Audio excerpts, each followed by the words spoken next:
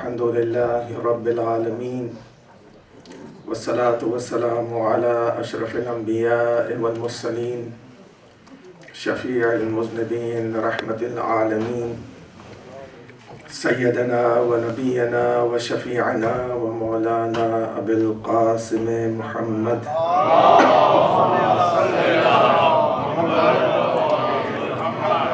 وآله الطيبين الطاهرين المعصومين الخيرين الفاضلين ولعنة الله على أعدائهم أجمعين من الآن إلى قيام يوم الدين. أما بعد فقد قال الله الحكيم في كتابه المبين وهو أصدق الصادقين. بسم الله الرحمن الرحيم.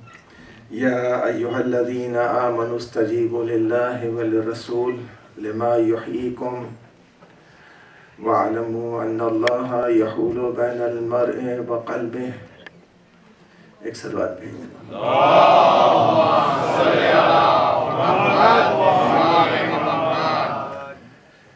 the ayat of Surah Anfal 24 is addressing the mu'mineen. Ya ayyuhalladhina amanu istajibu lillah. Respond to the call of Allah wa Rasul and the call of the Rasul. Iza da'akum, when they call you, lima yuhyikum, towards those things which are going to give you life. And you should know that Allah intervenes in between you and your heart, man and his heart. I will inshallah touch the other part of the ayat later on, but today we'll continue with the same subject, that Islam is life. And this is not my statement, it is the statement of Amir al-Mu'mineen Ali ibn Abi Talib,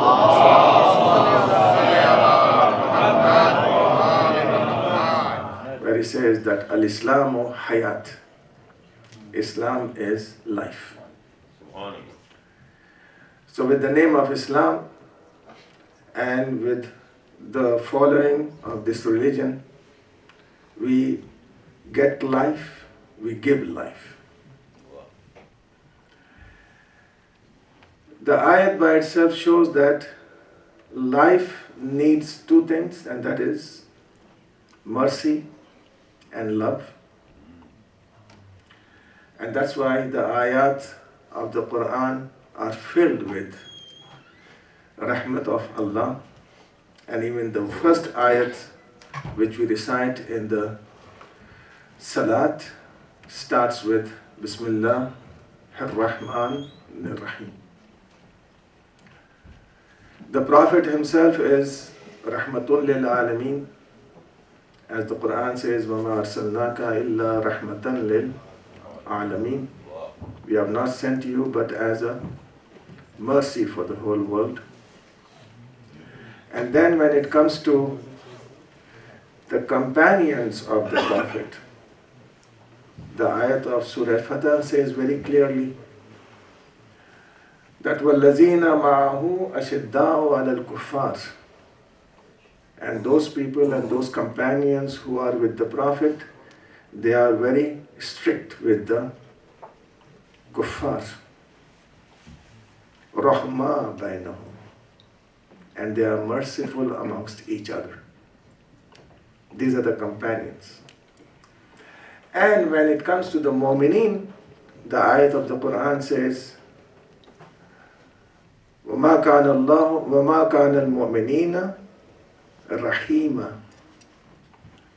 And these mu'mineen are كَانَ الْمُؤْمِنِينَ رَحِيمًا. They are merciful. So if you look at the whole series of the mu'mineen and the companions and Rasulullah and Allah, you'll find rahmat in it. And some of our actions which we make, amongst them is the marriage. It carries with it rahmat. وَمِنْ آيَاتِهِ, and from his signs is that he has made for you spouses. And the reason behind that is لِتَسْكُنُوا إِلَيْهَا, so that you may find sukoon and rest with her. So one of the important reasons for marriage is sukoon. The other one, Allah says, وَجَعَلْنَا بَيْنَهُمْ مَوَدَّةً وَرَحْمَةً, and we have placed in between them mawaddat and rahmah. Marriage life is not something which is out of Islam. It is a part of Islam. And it is a contract. And whenever there is a contract, you have an agreement signed. So if you look at the other religions, you will find that many of the people who are married in the church, they have then or vows that he is promising something and she is okaying it, and she is promising something and he is okaying. So they call it a vow and a promise. And in the Hindu religion, you have got those going around the fire with 7 promises. So many of the youth ask us, Maulana, there is no promise or vow in our religion. Maulana comes in and says, and kahto muwakkilati and qabiltu, and that is the nikah, and where are the vows? So the vows are already done by both of you. And those vows are Ashhadu an la ilaha illallah wa ashhadu anna Muhammadur Rasulullah wa ashhadu anna Aliyan waliyullah. Say Salawat.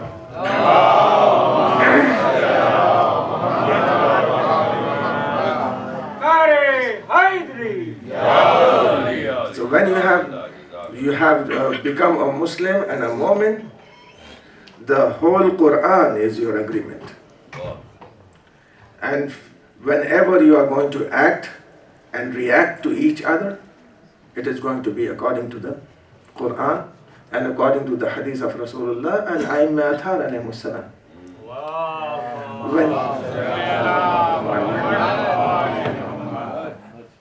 When we intend to become an engineer, mashallah, you all are kids over here, and I know that just to become an engineer, you do your high school, you do your graduation, and then you work for that 4 years or 3 years, hard work, just to become an engineer. Whereas it is not your whole life, it is a part of your life which you are going to dedicate for this job. But you have worked for it so long. Nearly 20 years or 22 years or 25 years, you have worked hard. And now we have got a marriage ceremony which is going to come up, and we have not worked for it at all. We have not prepared for it at all. We do not know how to behave with our spouse. And then after the marriage, for a simple reason of not brushing the tooth or not brushing the teeth, there's a divorce. I was surprised when I heard this, and it happened in Canada, that the only reason the lady could give was that he doesn't brush his teeth. So from this we can easily conclude that yes, we do not know how to behave with strangers, and we do not know how to behave with our relatives in this country and in the Western world especially, because we are not used to it the whole of our lives. We are not friendly. And one of the reasons Islam has given for Islam is a very friendly religion. And we see the Muslims, they do not want to be friends. Friends in the meaning of not intimacy. Friends in the meaning of a social relationship or social contact. So here the husband and the wife, they get married and they want Allah to just put the love and affection between them and the mercy between them. And it has to happen automatically. Now, nothing happens automatically. You have to have two things in a marriage, and that is, first thing is respect, and the second one is tolerance. If there is no respect and no tolerance, a marriage will never work. That's why Rasulullah sallallahu alaihi wasallam says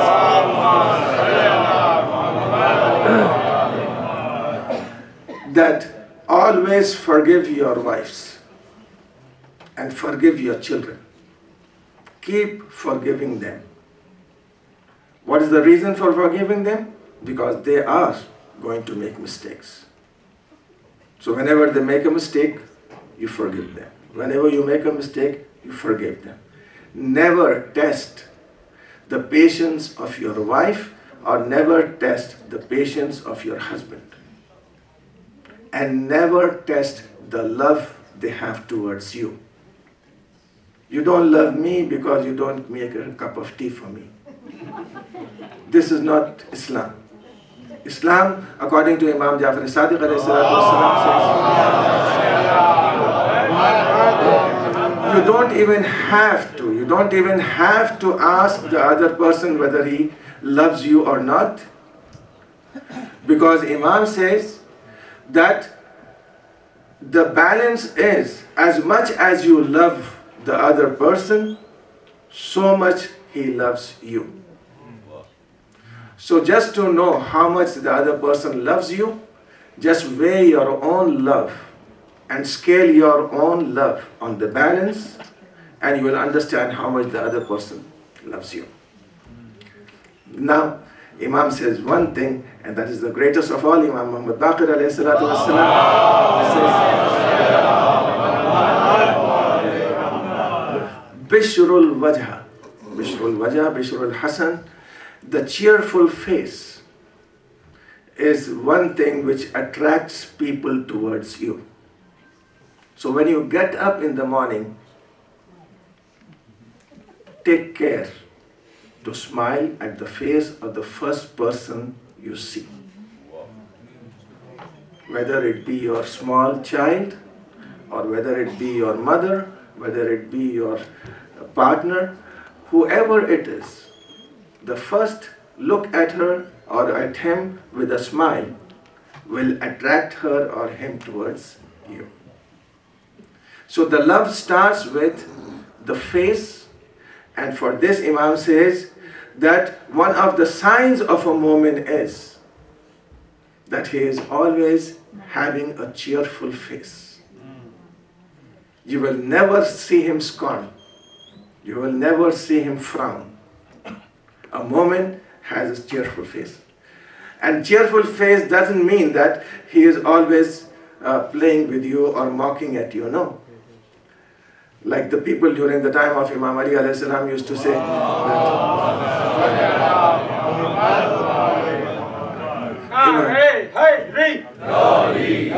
that Imam Ali alayhi salatu wasalam is always cheerful.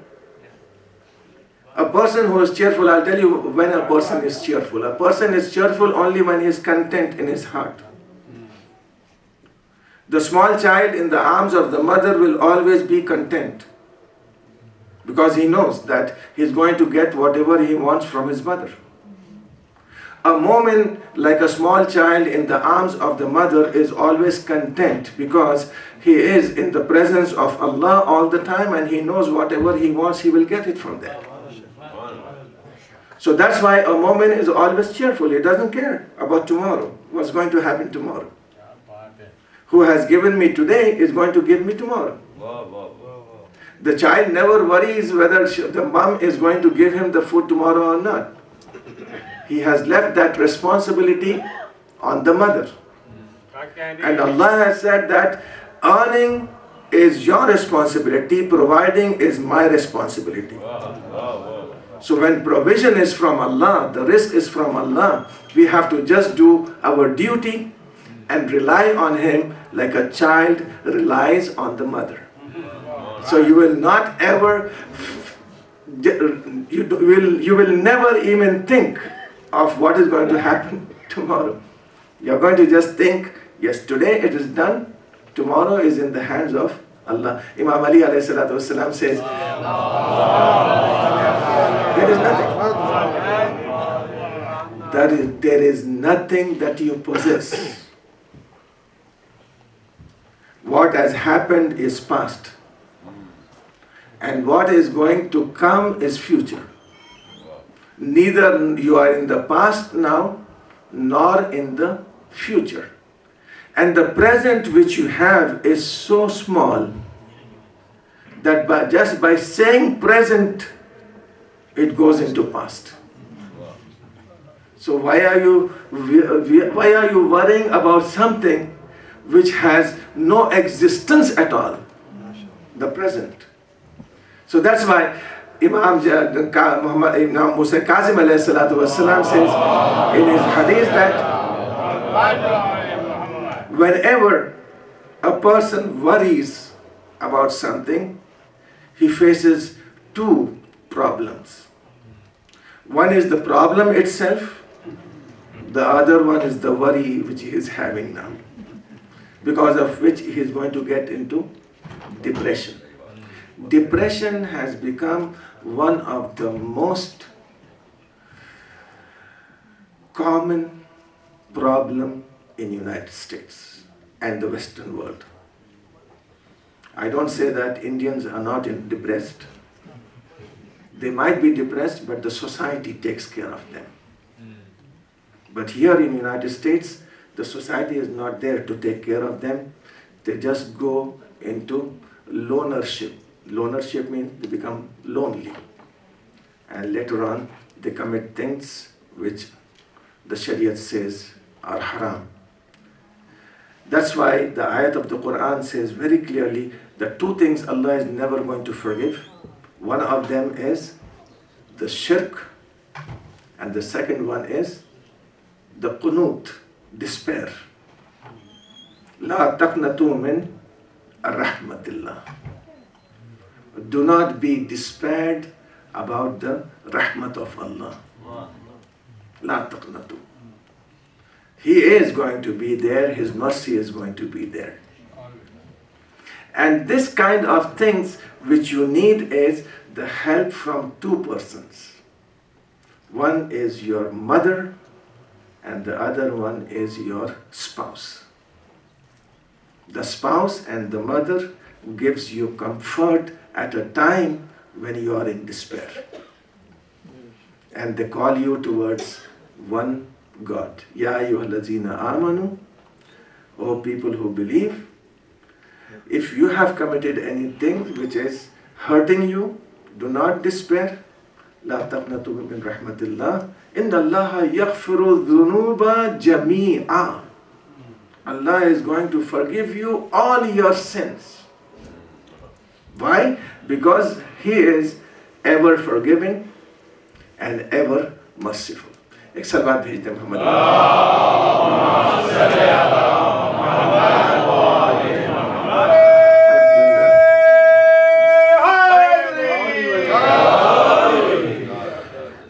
Those who are married and they are going through problems, do not ever bring a third person in between yourself. Because he is the one who is going to make it worse. Solve your problems by yourself as intellectuals and wise people. Yes, this is my objection and this is my objection. Then sit down together. Okay. Washing dishes and not washing dishes, going for grocery, not going for grocery. These are very little things. I have never heard about a divorce where they say that he doesn't pray the Fajr prayer, so I'm divorced.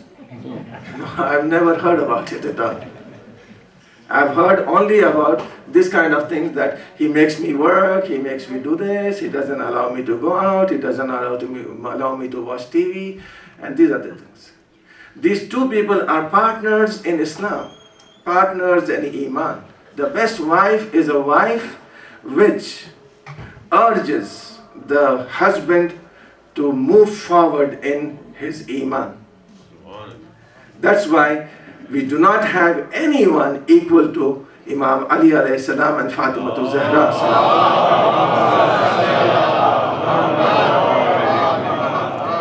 If one is Sayyidul Awsiya, the other one is Sayyidatun Nisa. And from this we can easily conclude that never in her life has ever Fatima complained to Imam Ali alayhi salam. And never did Imam Ali alayhi salam complain about Fatima to the Prophet sallallahu alaihi wasallam. Because Iman by itself takes you towards your duties. So if both the husband and wife do their duties according to Islam, Allah will develop in them mawaddatan wa rahmah, love and mercy. The other important figure after Allah, after Rasulullah sallallahu alaihi wasallam, after Aimma Athhar alayhimu salatu wassalam and Anbiya and Siddiqeen and Shuhada is our mother. She is the divine wasila for our creation. Allah has chosen her to bring us into this world. So when Rasulullah sallallahu alaihi wasallam started his mission of preaching Islam, he used to sit on the Hajar Ismail. You know the Hajar Ismail, which is the semicircle near the Kaaba. And this semicircle is known as Hajar Ismail. In this area are buried about 600 prophets. And one of them who is buried over there is Ismail himself and his mother Hajara. And today if you do the tawaf, avoiding the Hajar Ismail, your tawaf is batil. You have to take the Hajar Ismail in your tawaf, which is very clear that Allah doesn't want only the Kaaba to be brought into tawaf, but also the person who has built the Kaaba should come into the tawaf. And here, if you just go there and sit down on that Hajar, and whoever used to come for tawaf, Rasulullah used to preach to him. Some of the people of Medina came. One of them was As'ad. The other one was Zakwan. And their friend was Atba. They went to Atba's house. Atba said, and they had come for help to fight the Aus. The Aus was the other tribe, and Khazraj was one of the tribe. And the Khazraj had come to Mecca to ask them for help. So when they went to Atba and asked them for help, Atba replied and said, "Oh, we have our own problem now." He said, "What is your problem?" Because there is a person who has started to claim that he is a prophet of Allah, and he calls everyone towards one God, and in this way, our 360 gods have to retire. So, when you go for tawaf, put something in your ears, because he has a magical way of speaking. Whoever listens to him converts to his religion.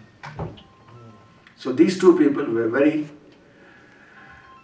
started to think that yes, we have to go back to Medina and give them a news, so let us go and visit this prophet. And when they came to the prophet, they asked him, "What do you call us towards?" And the prophet replied and said, "I'm calling you towards one God, and I'm calling you towards my risalat, ashhadu an la ilaha illallah, ashhadu anna Muhammadur Rasulullah. And the third thing is, do not do shirk, do not associate anyone with Allah. And the fourth thing is, be good to your parents. And the fifth thing is, do not kill your children in fear of provision, in fear that you will not get any provision and sustenance. Khashyata imlaq. And the fourth one is, when you speak, speak fair and truth. And do not be partial towards your relatives. And these are the things which I teach you. Only these things were their Islam. Zakwan immediately said, Ashhadu an la ilaha illallah wa ashhadu anna Muhammadar Rasulullah. And also Asad said the same thing, and they returned back and they started to preach Islam. Rasulullah sallallahu alaihi wasallam sent with them Mus'ab ibn Umair. Mus'ab ibn Umair was a young lad. He went with them and he started to recite the ayat of the Quran. So if anyone would have just listened to these few things which the Prophet has said and accepted them and obeyed the Prophet and died immediately, he would have gone as a Mu'min and a Muslim. That is the simple religion which the Prophet had given to the people. So one of the important things in this is the being good to your parents. And amongst the two parents we have is the mother. And now Imam Zainul Abidin alayhi salatu wassalam says, the womb of the mother is your first residence.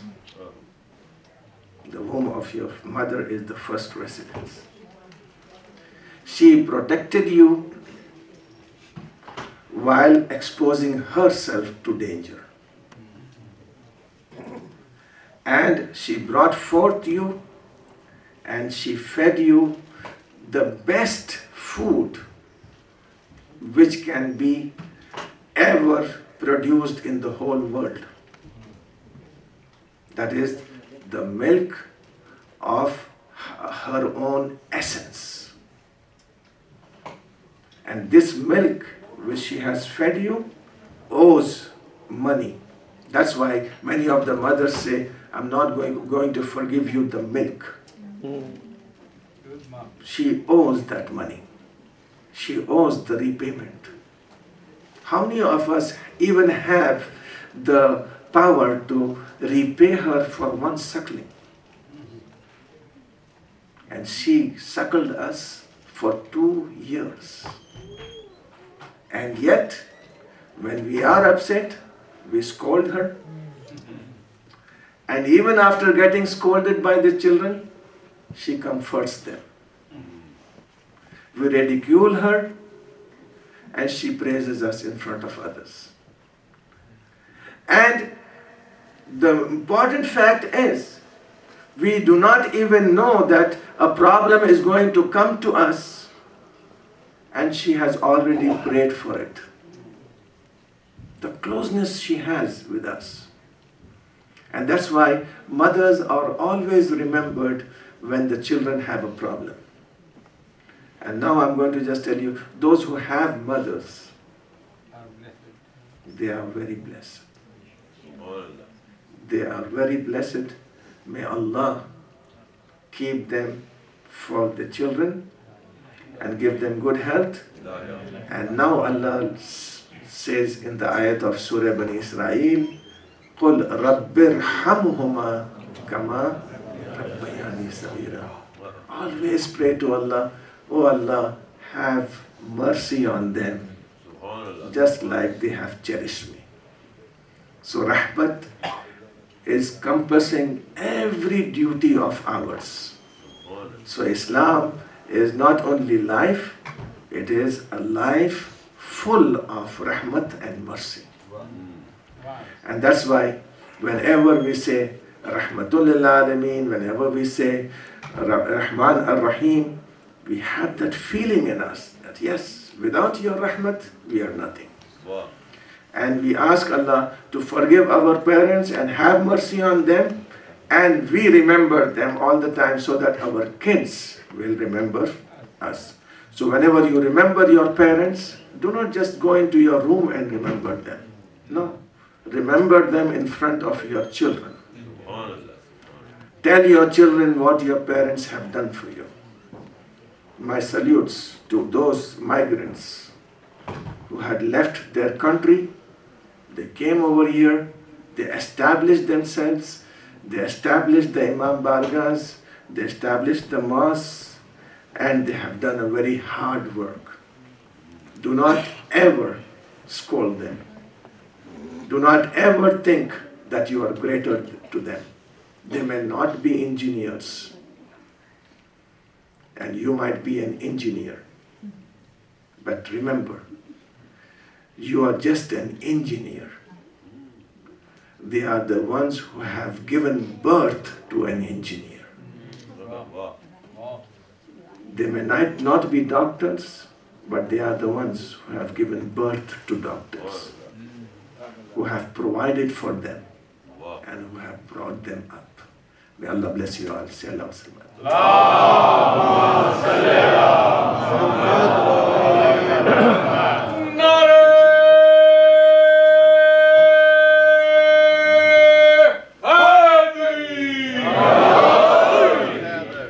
اگر اس آیت کو دیکھیں تو ایک جگہ پر نہیں کئی جگہ کے اوپر خداوند عالم نے اپنی رحمت کا ذکر کرتے ہوئے کہ ربنا وسعت کل شیء، اے میرے پروردگار تو ہر چیز کے اوپر اپنی رحمت کے ذریعے سے حاوی ہے. اور دعائے کمیل پڑھتے ہوئے آپ یہ فقرہ کہتے ہیں. دعائے کمیل مولا کائنات نے کمیل کو تعلیم کی ہے اور یہ کہا ہے کہ کمیل یہ دعا پڑھا کرو. تو بعض لوگ کہتے ہیں کہ یہ مولا علی کی دعا ہے. ہاں، مولا علی کی تعلیم ہے. انہوں نے جب کمیل کو تعلیم دی تو یہ جملہ کہ ابتدا ہی سے جب تم دعا کی شروعات کرو تو رحمت پروردگار کے ساتھ اللہم انی اسألک برحمتک التی وسعت کل شیء، اس رحمت کا واسطہ دے کر میں تجھ سے سوال کر رہا ہوں جو ہر چیز کو گھیرے ہوئے ہے. ہر چیز کے اندر اللہ کی رحمت ہے. اگر اللہ کی رحمت سے الگ ہو کر انسان کوئی کام کرنا چاہے تو وہ اللہ کی رحمت سے الگ نہیں ہو سکتا. اسی لیے آخر میں فقرہ مولا کہہ رہے ہیں پانے والے اگر تیرے ملک سے بھاگنا بھی چاہوں تو میں کہاں جاؤں گا، جہاں بھاگوں گا وہ تیرے ہی طرف آؤں گا.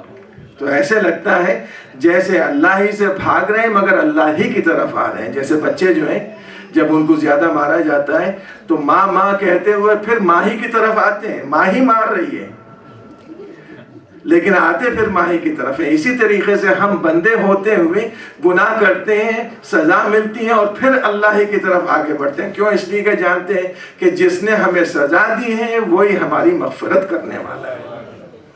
اور ہر انسان جو ہے وہ چھوٹے چھوٹے گناہ معاف کر سکتا ہے مگر بڑے بڑے گناہ معاف کرنے کے لیے وہ چاہیے جو غفور بھی ہے اور رحیم بھی ہے.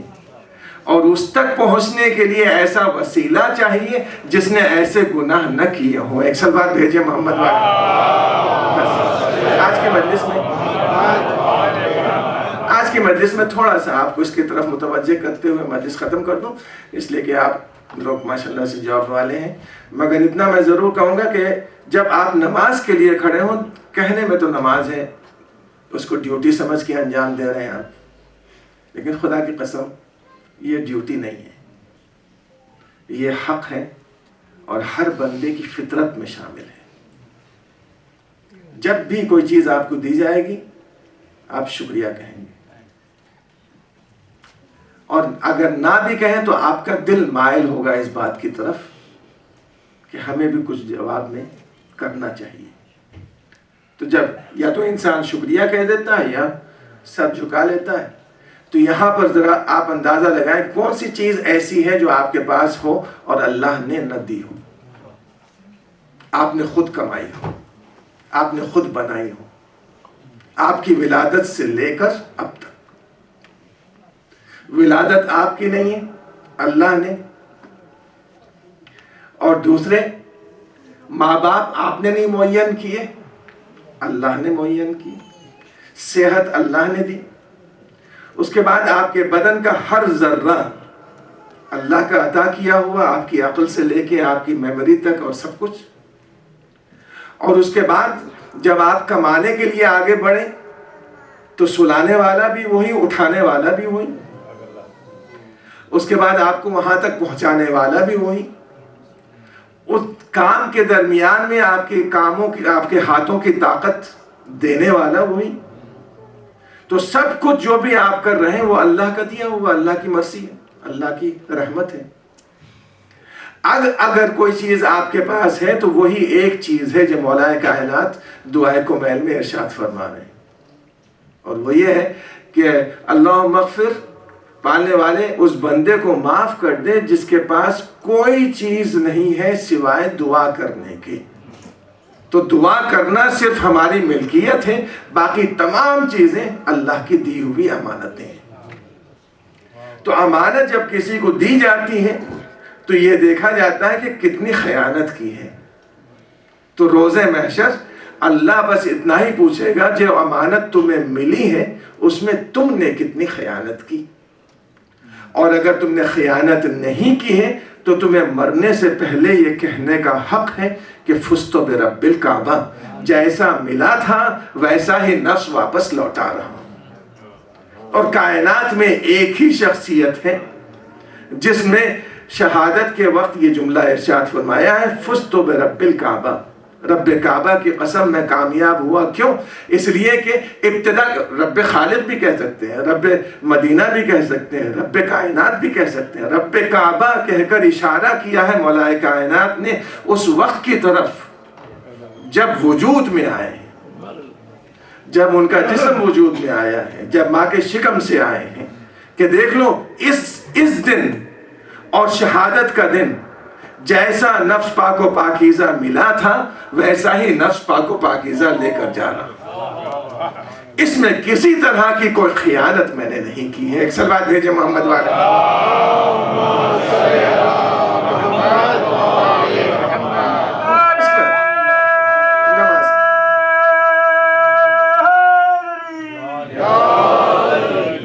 تو نماز جو ہے وہ پڑھی جا رہی ہے. وہ ایک زمانے میں حماد صاحب آیت اللہ تھے اور مطہر صاحب بھی آیت اللہ تھے. تو حماد صاحب نے جو ہے ان کو خط لکھا آیت اللہ مطہری کو کہ تم نماز کیسے پڑھتے ہو. انہوں نے لکھ کے بھیج دیا کہ اس طرح سے پڑھتا ہوں. انہوں نے کہا کہ نماز پڑھتے ہو؟ کہ ہاں پڑھتا ہوں. اور یہ فرقہ تو عام طور سے. تو انہوں نے کہا کہ پھر تو تم نے اب تک نماز پڑھی ہی نہیں. کہا کیا مطلب؟ کہا نماز پڑھنے کا نام نہیں ہے، نماز گفتگو کرنے کا نام ہے، قائم کرنے کا نام ہے. گفتگو یہ پڑھنا نہیں ہے. خط میں اور دو بدو گفتگو کرنے میں زمین آسمان کا فرق ہے. اور جب دو بدو گفتگو کی جاتی ہے تو سامنے جس کے کھڑے ہیں اس کے لحاظ سے ہمارے بدن کی کیفیت ہوتی ہے. تو وہ کیفیت ہمارے اندر طاری ہوتی ہی نہیں. ہم جاتے ہیں نماز میں بڑے شان سے کھڑے ہو جاتے ہیں تو نکل آتے ہیں. لیکن امام حسن علیہ السلام جب وضو کرنے لگتے ہیں تو ان کے ہاتھوں میں راشا اور چہرہ زرد. اور مولا کائنات جب نماز پڑھتے ہیں تو ایک شخص آ کر جناب زینب سے کہتا ہے کہ آپ کے والد کا انتقال ہو گیا. پوچھا کہ کہاں دیکھا ہے؟ کہا محراب عبادت میں. کہا محراب عبادت میں میرے بابا کا یہی حال ہوتا ہے. تو اس کا مطلب یہ ہے کہ انہیں احساس ہے اس بات کا کہ ایسی بارگاہ میں کھڑے ہوئے ہیں کہ جس کے سامنے پہنچنے کے لیے ہمیں اپنے آپ کو پاک و پاکیزہ رکھنا ہے. صلح حسن تو دیکھی اب جنگ دیکھنا. صلح حسن تو دیکھ لی اب جنگ دیکھنا. دل پردے میں جو ہے دلبر حسن کا ہے. نعرہ حیدری. اب وہاں کھڑے ہوئے آپ. کھڑے ہونے کے بعد وہ پورے کے پورے میں چھوڑ رہا ہوں کہ جہاں پہ وضو کرتے ہوئے امام نے جو ہے وہ دعائیں پڑھی ہیں، سب کچھ پڑھا ہے. اس کے بعد میں آگے بڑھے اور آگے بڑھنے کے بعد 7 تکبیرۃ الاحرام. یہ سب پورے کا پورا کیا ہے؟ یہ آپ کے لیے زمین بنا رہا ہے، زمینہ سازی ہے کہ انسان جو ہے وہ آمادہ ہو جائے اللہ کی طرف توجہ. اب جو ہے وہاں پر کھڑے ہونے کے بعد جب اللہ اکبر آپ نے کہا تو آپ سیل فونز نہیں چل رہے ہیں، اب خیالات نہیں آ رہے ہیں، بلکہ اب توجہ صرف ایک ذات کی طرف ہے. اور اب آپ نے کہا بسم اللہ الرحمن الرحیم. اب جب بسم اللہ اللہ اکبر کہہ کے بسم اللہ الرحمن الرحیم کہتے ہیں، میں شروع کرتا ہوں تیرے نام سے جو رحمان بھی ہے رحیم بھی ہے. تو یہاں پر بسم جو ہے اس کے لیے مولا کائنات ارشاد فرماتے ہیں اسم کے معنی ہے پوشیدہ ہونے کے بعد ظہور میں آنا. نام کے معنی یہی ہے کہ ایک آدمی پوشیدہ ہے، اس کو ظہور میں لانے کے لیے اس کا نام استعمال کیا جاتا ہے. کہ یہ کام کس نے کیا نہیں معلوم، جیسے ہی نام لیا وہ ظہور میں آ گیا. تو اس کو کہتے ہیں اسم. اور اللہ جو ہے وہ ذات خود نام ہے. تو یہاں پر استعمال ہو رہا ہے اللہ کے نام سے شروع کرتا ہوں. کیا شروع کرتا ہوں؟ یہ خوبی ہے قرآن مجید کی، یہ فصاحت و بلاغت ہے قرآن مجید کی کہ اگر ایک چیز کا وہاں پر ذکر کر دیتا تو انسان کے کام تو بہت ہیں. اگر ایک چیز کا ذکر کرتے نماز شروع کرتا ہوں اللہ کے نام سے، تو پھر کھانا کھاتے وقت بسم اللہ کہتا تو پھر اس کا ترجمہ کیا ہوتا؟ لہٰذا صرف اتنا کہا کہ میں شروع کرتا ہوں اللہ کے نام سے، اور جتنے کام تم کرتے جاؤ وہ تم خود جوڑتے چلے جانا. میں اٹھتا ہوں اللہ کے نام سے، میں بیٹھتا ہوں اللہ کے نام سے، میں کھاتا ہوں اللہ کے نام سے، میں جو بھی کام کرتا ہوں اللہ کے نام سے. اس سے پہلے لگتا چلا جائے گا. تو بسم اللہ الرحمن اللہ کا لفظ استعمال کر کے اللہ نے بتا دیا کہ نہیں، یہ نام وہ نام ہے کہ جو بندہ کبھی رکھ ہی نہیں سکتا. یہ نام صرف اللہ کے لیے مخصوص ہے. اور اس کی خوبی یہ ہے کہ اس کو اگر توڑ بھی دیا جائے، کم بھی کر دیا جائے، تو اسی ذات کے لیے ہوتا ہے، کسی اور کے لیے نہیں ہوتا ہے. الف نکال دے اللہ کا تو للہ بنتا ہے، اور لام بھی نکال دیں تو لہو بنتا ہے، لہو السماوات والارض. اور وہ بھی نکال دیں تو ہو باقی رہتا ہے، قل هو اللہ احد. تو اس کا مطلب یہ ہے کہ اگر جدا کر دیا جائے تب بھی اللہ ہے، اگر سمیٹ دیا جائے تب بھی اللہ. یہ ذات پروردگار نے اپنے لیے نام مخصوص کر لیا. اس کے بعد کیا ہے؟ رحمان. الرحمن بھی نام ہے اللہ کا جو دیگر مذاہب میں استعمال ہوا ہے. جناب ابراہیم جیسے کہتے ہیں، جناب مریم کے زمانے میں رحمان کہا جاتا تھا اللہ. تو وہاں پر ایک جملہ ہے وَلِلَّهِ الْأَسْمَاءُ الْحُسْنَى، خداوند عالم کے لیے اسماء حسنہ ہیں. فَادْعُوهُ بِهَا، اس کو جب پکارنا ہو ان ناموں کے ذریعے سے پکارو. نام کیا کرتے ہیں؟ نام جو ہے چھپی ہوئی چیز کو ظاہر کرتے ہیں. اللہ رحمان ہے، یہ رحمان نے اس کی رحمانیت کو ظاہر کیا. اللہ رحیم ہے، رحیم نے اس کی رحیمیت کو ظاہر کیا. اللہ خالق ہے، اس کی خلاقیت کو ظاہر کیا. تو یہ نام جو ہے ظاہر کرتے ہیں. اور کبھی کبھی ایسے ہوتا ہے، مثال کے طور کے اوپر میں آپ کے سامنے یہ پیش کروں کہ مولانا صاحب جو ہے وہ نہیں ہے، اور آپ لوگ جو ہے ان کے بیٹے کو جانتے ہیں. تو میں نے بجائے اس کے کہ یہ کہا کہ مولانا تلمیذ صاحب یہاں پہ نماز پڑھاتے ہیں، میں نے آگے بڑھا دیا کہ ان کے والد. پہچانا تو آپ نے، پہچاننے میں کوئی کمی نہیں کہ ان کے والد جو ہیں وہ نماز پڑھاتے ہیں. اب جو ہے وہ آپ لوگوں نے کہا کہ مولانا نام تو لیں. نام کی کیا ضرورت ہے؟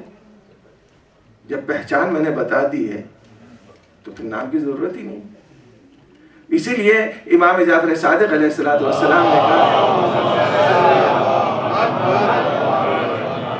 نحن اسماء اللہ، ہم اللہ کے اسم ہیں، اللہ کے نام ہیں. کیوں؟ اس لیے کہ جس طریقے سے تم نام دیکھ کر اللہ کو پہچانتے ہو، اسی طریقے سے ہمیں دیکھ کر تم اللہ کو پہچانتے ہو. تو علی کو دیکھو اور اللہ کو پہچانو، رسول کو دیکھو اللہ کو پہچانو، ائمہ کو دیکھو اور اللہ کو پہچانو. کوئی ایسا نہیں ہے جو اماموں کے پاس آیا ہو اور اللہ سے دور ہوا ہو. ہم نے جب دیکھا کہ جو امام کے قریب آیا ہے وہ اللہ سے قریب ہوا ہے. ایک صلوات بھیجیں محمد والے.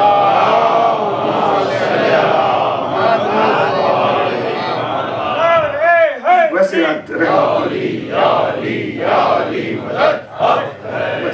اب چونکہ یہ مجلس ہے، اور اس کے بعد آگے بڑھنے کے بعد آپ نے وہ جملہ کہا الرحمن الرحیم. یہ صفات ہیں اللہ کے. اللہ ذات ہے اور یہ صفات ہیں. توحید جو ہے وہ 3 قسموں کی ہوتی ہے، بس تھوڑا سا آپ کی تعلیم کے لیے. ایک توحید ذات ہے، دوسرے توحید صفات ہے، تیسرے توحید افعال ہے. جتنے صفات ہیں اللہ کے لیے مخصوص ہیں، جتنے کام ہیں وہ اللہ کے لیے مخصوص ہیں۔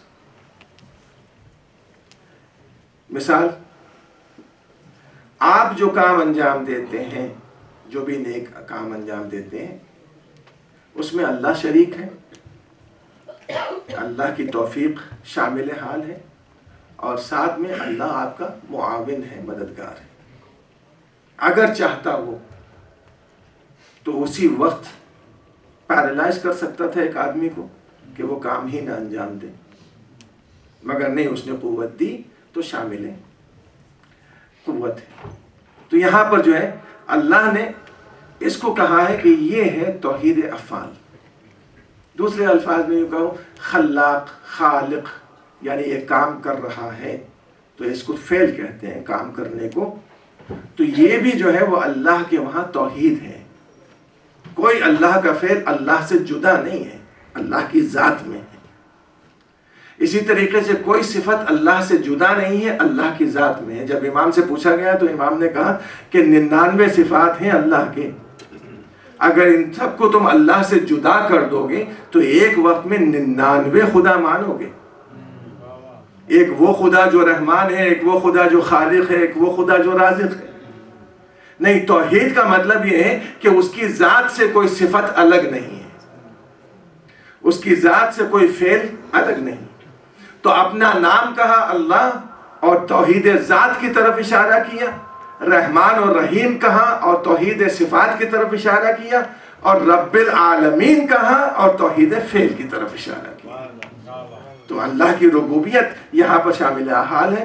لہٰذا ربوبیت کا تقاضا یہ ہے کہ وہ ہدایت کرے، ربوبیت کا تقاضا یہ ہے کہ وہ انسان کو ناقص ہونے سے لے کر کامل تک، کمال کی منزل تک اس کا ساتھ دے۔ تو ہم اور آپ جو یہاں بیٹھے ہوئے ہیں وہ صرف اس لیے بیٹھے ہوئے ہیں کہ اپنے ناقص وجود کو اس کمال کی منزل تک پہنچا دے جو اس لائق بن جائے کہ اللہ اس کو قبول کر لے۔ تو آپ سب اور میں اپنا نفس لے کر یہاں بیٹھے ہوئے ہیں کہ اس نفس کو کمال کی منزل تک پہنچانا ہے۔ یہ نفس جب کمال کی منزل کی طرف چلتا ہے تو پھر اس کے اندر تبدیلیاں واقع ہوتی ہیں۔ ایک اس نفس میں خاصیت یہ تھی کہ ہمیشہ وہ چھیننے کا خواہش رکھتا تھا۔ اب جب اس کو آگے بڑھایا تو اب یہ دینے کا قائل ہوا، اب ایثار کا قائل ہوا۔ تو یہاں دیکھیں کہ مولا کائنات اپنے گھر لے جا رہے ہیں انار اپنے گھر لے جا رہے ہیں۔ جناب فاطمہ نے پہلی مرتبہ خواہش کی ہے خود مولا کے کہنے پر اور اصرار پر کہ بی بی کچھ چاہیے، آپ کو بخار ہے، کہ انار مل جاتا۔ تو انار لے کر چلے ہیں مولا کائنات، اور وہاں پر فقیر نے آواز دی، اس انار کو آدھا کھلایا یہ سوچ کے کہ آدھا گھر لے جاؤں گا، مگر جب آدھا اس نے مریض نے کھایا تو اس نے کہا کہ کاش اور آدھا مل جاتا تو صحت یاب ہو جاتا، وہ بھی مولا نے کھلا دیا۔ اب جب خالی ہاتھ گھر پہنچے ہیں تو وہاں دیکھا کہ دشت خانے جنت اترا ہوا ہے۔ ایک مرتبہ فاطمہ کی طرف دیکھا، رسول اللہ موجود ہے، رسول اللہ کی طرف دیکھا تو رسول اللہ نے کہا کہ یعنی کیا دیکھ رہے ہو؟ حاذا بدل دینارک، یہ تمہارے دینار کا بدل ہے، یہ تمہارے جو دینار کے ذریعے سے انار خریدا تھا یہ اس کا بدل ہے۔ اس کا مطلب صاف واضح ہے کہ مولا کائنات نے یہ بتا دیا کہ نفس جب اوپر ترقی کرتا ہے بلندیوں کی طرف تو پھر اس کے اندر چھیننے کا مادہ ختم ہو جاتا ہے، لینے کا مادہ ختم ہو جاتا ہے، پھر وہ دینے کے قابل ہو جاتا ہے۔ جتنی صفات اس کے اندر ہے وہ پھیلاتا ہے، اسلام پھیلاتا ہے، اپنے علم کو پھیلاتا ہے، اپنی سخاوت کو پھیلاتا ہے، اپنے ہر چیز جو اس کے پاس ہے وہ دینے کی کوشش کرتا ہے تاکہ دوسرے انسان بھی پروان چڑھیں۔ جب اس منزل پر وہ آ جاتا ہے تو اس کے بعد اس کے اندر ایک اطمینان پیدا ہو جاتا ہے۔ اطمینان کیوں؟ اس لیے کہ اب اس کو کچھ نہیں چاہیے، اس کو دینا ہے۔ تو اب وہ سوچتا ہے کہ کل میں کس کو کیسے دوں گا؟ کہا کہ دینے والا اوپر ہے، مجھے تو ذریعہ بنایا ہے، تو وہ آج بھی دے گا، کل بھی دے گا۔ تو مولا کائنات ہمیشہ آپ دیکھیں گے آپ کسی اور کے دروازے پہ نہیں جانتے مانگنے کے لیے۔ کیوں؟ اس لیے کہ دوسرے دروازے جو ہیں وہ ہیں جو خود مانگ رہے ہیں۔ تنہا یہ وہ دروازہ ہے جہاں پہنچتے ہیں ہم اطمینان کے ساتھ. کیوں؟ اس لیے کہ وہ دروازہ ہے جہاں پر انبیاء نے مانگا ہے, ملائکہ نے مانگا ہے, تمام لوگوں نے مانگا ہے, اور کوئی اس دروازے سے خالی ہاتھ گیا بھی نہیں. کوئی یہ سوچ کر اس دروازے پر نہیں آتا کہ یہ نہیں دیں گے یا ان کے پاس نہیں ہے. میں نے دیکھا ہے کہ ڈاکٹر کے پاس لوگ جاتے ہیں دوا لینے مانگنے کے لیے, انجینئر کے پاس جاتے ہیں اپنا پلان مانگنے کے لیے, مولوی کے پاس جاتے ہیں مسئلہ پوچھنے کے لیے. لیکن یہ دروازہ وہ ہے جہاں پر آنے کے بعد آپ ہر چیز مانگ سکتے ہیں, چاہے وہ دنیاوی ہو چاہے وہ اخروی ہو. یہاں تک کہ اگر نجات کی ضرورت ہے تو در حسین پر مانگ سکتے ہیں. سلوات بھیجیں محمد.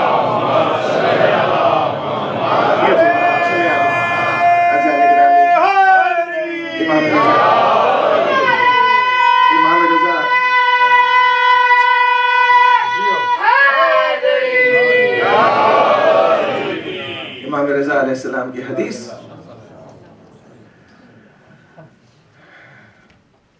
اور یہ حدیث ایسی ہے کہ اگر آپ سن لیں تو آپ کے رونگٹے کھڑے ہو جائیں. اعظم ذنوب, سب سے بڑے بڑے گناہ, بکائے حسین, بکا علی الحسین دھو دیتا ہے, بڑے بڑے گناہ دھو دیتا ہے. یہ حدیث امام کی, اور اس حدیث کو پڑھنے کے بعد رونگٹے کھڑے ہو گئے. بے شک مولا, آنکھوں سے آنسو تو نکلتا ہی ہے مگر بڑی مشکل سے نکلتا ہے, اور جو حسین پر روئے اس کے گناہ کیسے معاف نہ ہو جائیں. لجام فرس حسینی پر ہاتھ ڈالنا کوئی معمولی گناہ نہیں, لیکن ایک تھوڑی سی حرارت محبت حسین کی پیدا ہوئی تو وہ حر بن گیا. محبت ہم بھی کرتے ہیں مگر جو محبت حبیب نے کی ہے, نام ہی حبیب, نام ہی حبیب, بچپن سے حسین کے ساتھ ہیں حبیب. رسول اللہ بیٹھے ہوئے کہ اتنے میں دیکھا کہ حسین آگے آگے چل رہے ہیں, پیچھے پیچھے ایک بچہ چل رہا ہے, اور وہ اٹھا اٹھا کر حسین کے قدم کی خاک کو اپنے سر پر ڈالتا جا رہا ہے. ایک مرتبہ مسکراتے, اور مظاہر حسین رسول اللہ کے پاس بیٹھے ہوئے. کہا مظاہر یہ بچہ کون ہے؟ کہا یا رسول اللہ یہ تو میرا فرزند حبیب ہے. کہا اس بچے کو لاؤ. بچے کو اس جگہ بٹھایا جس جگہ پر حسین کو بٹھاتے ہیں, آغوش سے لگایا. کہا کہ یہ بچہ میرے بچے کا چاہنے والا ہے, یہ میرے حسین کا چاہنے والا ہے. اے حبیب, تم حسین سے محبت کرتے ہو لہٰذا میں تم سے محبت کرتا ہوں. حبیب کے دل میں حسین کی محبت اتنی کہ اپنے علم کو دن بدن بڑھاتے چلے جا رہے ہیں. سب سے پہلے جنہوں نے بیعت کی ہے مسلم ابن عقیل کے ہاتھوں پر, ان میں ایک حبیب ابن مظاہر بھی تھے, مسلم ابن اوسجہ بھی تھے. اب مقام ضرورت یہ ایسے جگہ آیا ہے جہاں پر حسین کے ساتھ ایک واقعہ نہیں ہوا بلکہ 3 واقعات ہوئے. ان میں سے ایک واقعہ یہ ہوا کہ جناب مسلم کی شہادت کی خبر ملی, دوسرے یہ کہ ذوالقرنین امام کے لشکر میں شامل ہوئے, اور تیسرے یہ کہ امام سے جناب زینب نے کہا کہ اے بھیا دیکھ رہے ہوں کہ نرغ عادہ میں ہم جا رہے ہیں, ایک دوست آپ کا بھی ہوتا جو آپ کی مدد کے لیے آ جاتا. تو وہیں پر حسین نے ایک چھوٹا سا خط لکھا, اور لکھنے کے بعد جو سوار آئے تھے انہی کے ہاتھ سے کوفے روانہ کیا. اور جب کوفے میں یہ خط پہنچا ہے تو اس وقت مسلم اور اپنی زوجہ کے ساتھ دسترخوان پر بیٹھے ہوئے تھے. جیسے ہی دق الباب ہوا, پوچھا کون؟ کہا انا برید الحسین, میں حسین کا بھیجا ہوا برید ہوں, اور یہ پیغام لے کر آیا ہوں, پیغامبر ہوں. بس آواز حسین کا نام سننا تھا, بے چین ہو کر حسین علی حبیب کھڑے ہو گئے. جیسے ہی باہر نکلے اور اس سے پوچھا کہ کیا لائے ہوں, کہا کہ یہ خط ہے. دیکھا کہ ان کے چچا زاد بھائی باہر نکل آئے ہیں, اور حبیب نہیں چاہتے تھے کہ لوگوں کو اطلاع ملے کہ وہ مدد کے لیے جا رہے ہیں. जैसे ही चचाजाद भाई को देखा, हबीब ने एक मर्तबा उससे कहा कि किसका खत है? कहा कि हुसैन इब्न अली का। तो भाई ने पूछा, चचाजाद भाई ने, क्या इरादा है, क्या मदद के लिए जाओगे? तो जवाब में हबीब ने अपने भाई से कहा मसलहतन कि 2 शहजादों की जंग है, मैं जाकर क्या करूं? पीछे दरवाजे के पीछे खड़ी हुई ज़ौजा ने यह सुन लिया।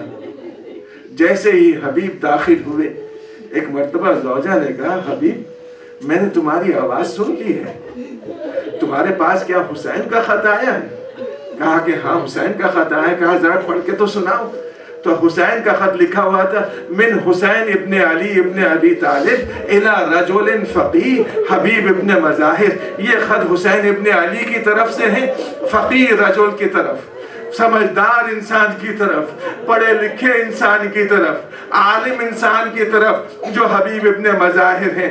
उसके बाद जुमला आगे है, ए हबीब तुम्हें हमारा रिश्ता जो रसूलुल्लाह से है वो ज़्यादा मालूम है उन लोगों की बनिस्बत जो हमें नहीं जानते। ए हबीब तुम साहिब गैरत भी हो और बड़े नेक खसलत भी हो, और ए हबीब तुम्हें मदद के लिए बुला रहा हूं, अपनी जान देने में बुखल न करना। ये जुमले लिखे थे। और उसके बाद जैसे ही कहा कि हबीब फिर क्या इरादा है? कहा कि बस मेरा इरादा तो वही है जो तुमने सुना है। ये जुमला सुनने के बाद उस मुअज़्ज़मा ने कहा, हबीब लो ये मेरे ज़ेवरात और मेरी चूड़ियाँ तुम पहन लो और अपनी तलवार मुझे दे दो। अरे फातिमा का लाल बुला रहा है और तुम जाने से दुरायत कर रहे हो, बस ये सुनना था। हबीब ने कहा नहीं, मैं तो तुम्हारी मोहब्बत का इम्तिहान ले रहा था। उसके बाद करबला का रुख किया और कहा, ए मेरे आका इतनी मजलूमियत आ गई है कि घर में बैठी हुई औरतें आप पर जान निसार करने के लिए तैयार है। हबीब इब्न मज़ाहिर ने सफर की तैयारी की, गुलाम को बुलाया, कहा कि ये घोड़ा लेकर शहर के बाहर चले जाओ, मैं वहां पर आऊंगा पीछे से ताकि लोग कोई देख न सके, कोई भी मुझे पहचान न सके।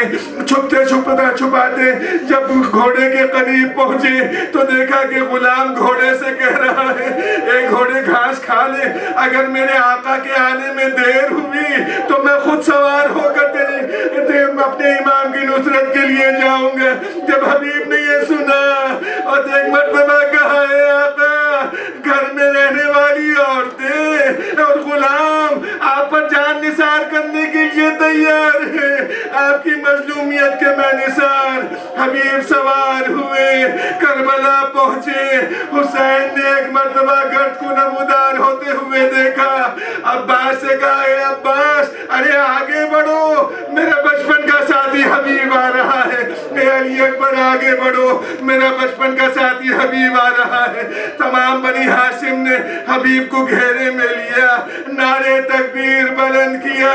जैसे ही नारे तकबीर की आवाज ज़ैनब को पहुंची, एक मर्तबा फिजा से कहा, फिजा जरा देखो क्या माजरा है। फिजा ने देखा, कहा कि शहजादी मुबारक हो, आपके भाई के बचपन का साथी हबीब आ गया है। बस जैसे ही ये नाम ज़ैनब ने सुना, आवाज दी, फिजा हबीब को हमारा सलाम कहना। फिजा ने आवाज दी, हबीब अरे मुबारक हो, शहजादी तुम्हें सलाम कह रही है। जैसे ही हबीब ने सुना, सर से अमामा फेंका। अरे ये हाल है कि हम गुलामों को शहजादियां सलाम कहलवा रही है। ये सुनना था कि एक मर्तबा बस जी चाहता कहूँ, ए हबीब अभी तो सलाम सुना है और इतने बेचैन हो गए। अरे बाद शहादत ज़ैनब पे मखना और चादर, कूफे से शाम, शाम से जिंदा निशान। अल्लाह लानतुल्लाह वसे आलम अल्लज़ीना ज़लमू व यंक़लिबू बारिक हवास्ता मोहम्मद वाले मोहम्मद का हमारे तमाम गुनाह सगीरा और कबीरा को माफ़ फरमा, हज और ज़ियारत से मुशर्रफ फरमा, हमारे बच्चों की तौफ़ीक़ात में इज़ाफ़ा फरमा, हमारे मजालिस आज़ा को कबूल फरमा। लौह और मातम, मरसिया और सलाम اور ذکر اہل بیت قبول فرما. پانے والے واسطہ محمد والے محمد کا بے روزگاروں کو روزگار عطا فرما. باروزگار مومنین کے روزگار میں ترقی عطا فرما. جہاں جہاں مومنین ہیں انہیں عزت و آبرو کے ساتھ رکھ. پانے والے جہاں جہاں مومنین اور محبان اہل بیت ہیں ان کے جان اور مال کی حفاظت فرما. پانے والے بحق محمد والے محمد حج اور زیارت سے مشرف فرما. ظہور امام زمانہ میں تعجیل فرما. ہمارا شمار ان کے عمل سے.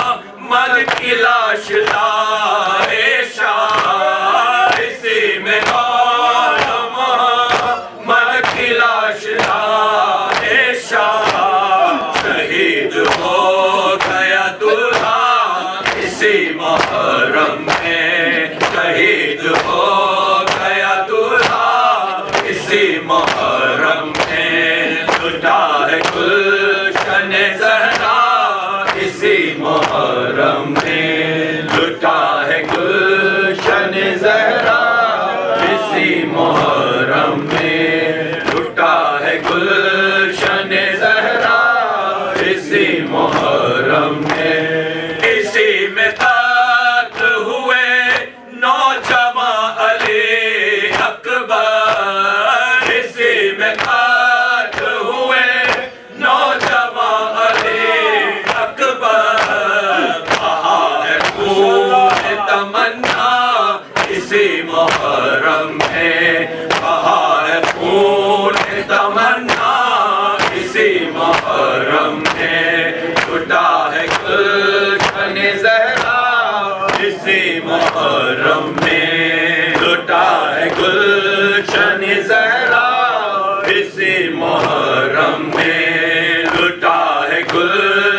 گلشن زہرا اسی محرم میں، حسین پیاسے کا بازو اسی میں ٹوٹا ہے، حسین پیاسے کا بازو اسی میں ٹوٹا ہے، شہید ہو گیا صفا اسی محرم میں، شہید ہو گیا صفا اسی محرم میں، لٹا ہے گلشن زہرا اسی محرم میں، لٹا ہے گلشن زہرا اسی محرم میں، لٹا ہے گلشن زہرا اسی محرم میں، لٹا ہے گلشن زہرا اسی محرم میں، چھدا کے تیر سے ہر قوم شہ کے ہاتھوں پر، چھدا کے تیر سے ہر قوم شہ کے ہاتھوں پر، کھڑا کے رہ گیا بچہ اسی محرم میں، کھڑا کے رہ گیا بچہ اسی محرم میں، لٹا ہے گلشن زہرا اسی محرم میں، لٹا ہے گلشن زہرا اسی محرم میں، لٹا ہے گلشن زہرا اسی محرم میں، لٹا ہے گلشن زہرا اسی محرم میں، اسی مہینے میں سر کٹ گیا نمازی کا، اسی مہینے میں سر کٹ گیا نمازی کا، لہد سے نکلی ہے زہرا اسی محرم میں، لہد سے نکلی ہے زہرا اسی محرم میں، لٹا ہے گلشن زہرا اسی محرم میں، لٹا ہے گلشن زہرا اسی محرم میں، لٹا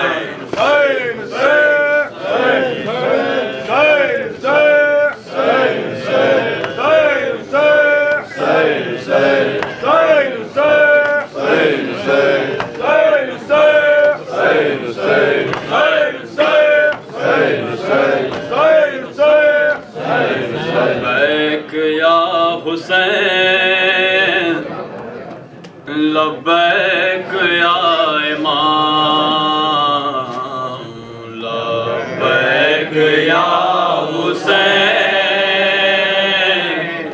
لبیک یا امام، لبیک یا حسین، لبیک یا امام، لبیک یا حسین، لبیک یا امام، مولا تیرے حضور میں حاضر ہے یہ غلام، لبیک یا حسین، لبیک یا امام، لبیک یا حسین، لبیک یا امام، آنکھیں ترس رہی تھی زیارت کے واسطے، آنکھیں ترس رہی تھی زیارت کے واسطے، آنکھیں ترس رہی تھی زیارت کے واسطے، آنکھیں ترس رہی تھی زیارت کے واسطے،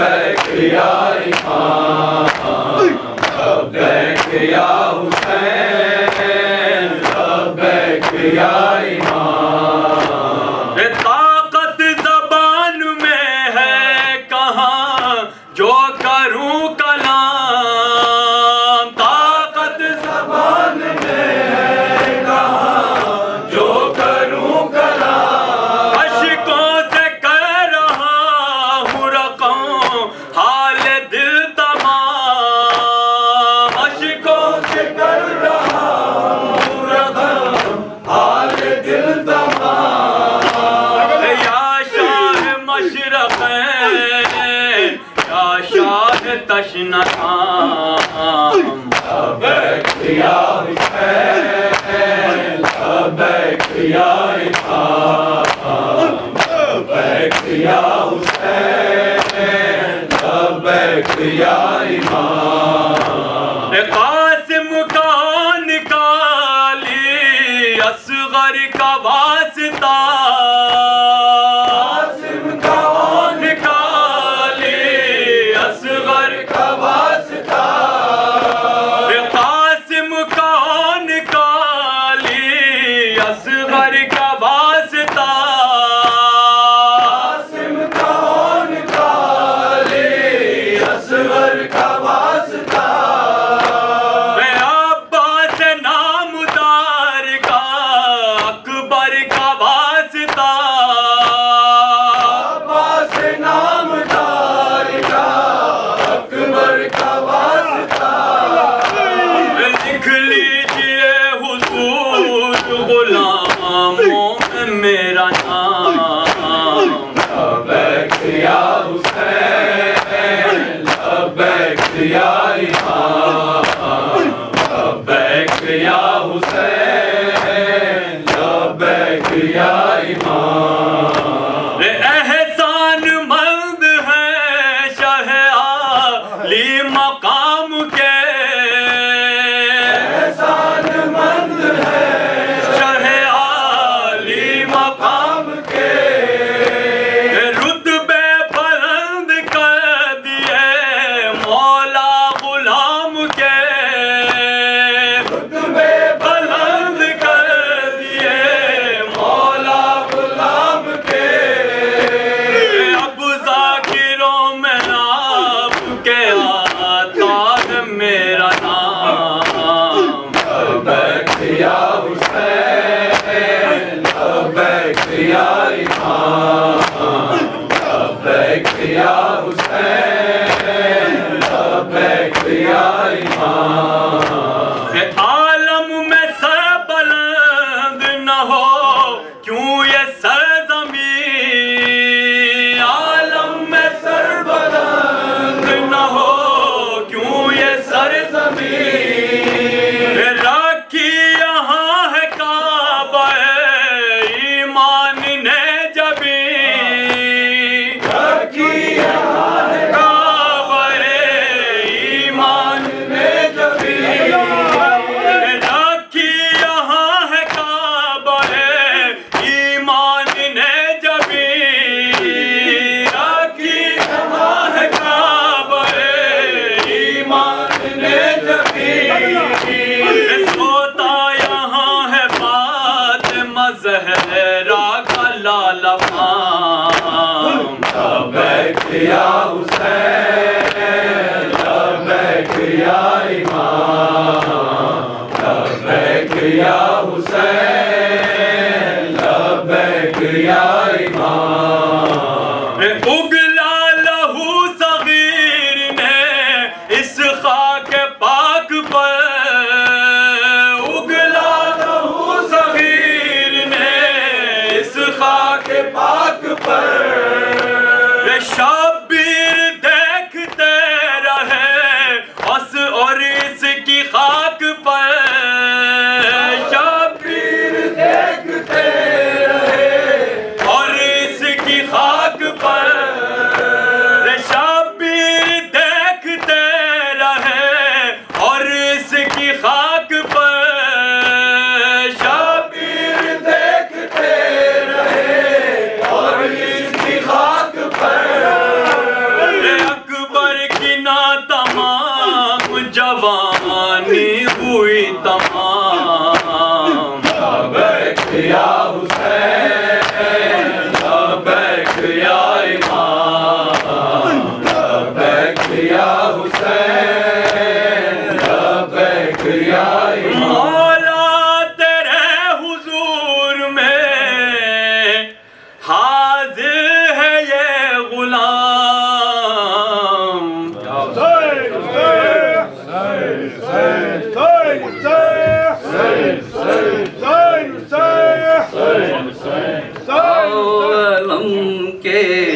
سائے میں آؤ آؤ علم کے سائے میں آؤ آؤ علم کے سائے میں آؤ آؤ علم کے سائے میں آؤ جب بھی کوئی غم کا احساس پاؤ جب بھی کوئی غم کا احساس پاؤ آؤ علم کے سائے میں آؤ آؤ علم کے سائے میں آؤ آؤ علم کے سائے میں آؤ دنیا یہ تیری کیا تجھ کو دے گی کس کو دیا ہے جو تجھ کو دے گی دنیا یہ تیری کیا تجھ کو دے گی کس کو دیا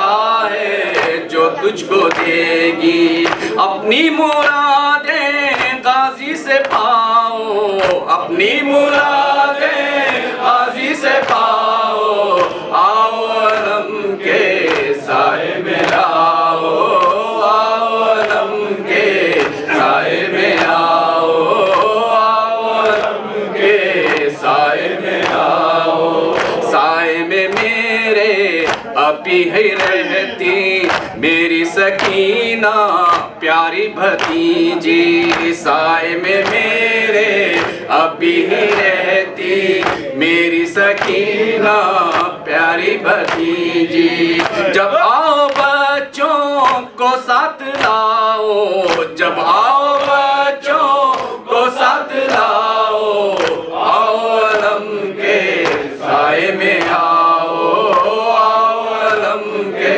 سائے میں آؤ آؤ علم کے سائے میں آؤ اے میرے آقا کے پرساداروں اے نوحہ خانوں ماتم گزاروں اے میرے آقا کے پرساداروں اے نوحہ خانوں ماتم گزاروں جاؤ جہاں بھی مجلس کراؤ جاؤ جہاں بھی مجلس کراؤ آؤ علم کے سائے میں آؤ آؤ علم کے سائے میں آؤ آؤ علم کے سائے میں آؤ میرے علم پر بیبیاں آنا سر کو خدا را اپنے چھپانا میرے علم پر بیبیاں آنا سر کو خدا را اپنے چھپانا سب نے ستایا تم نہ ستاؤ سب نے ستایا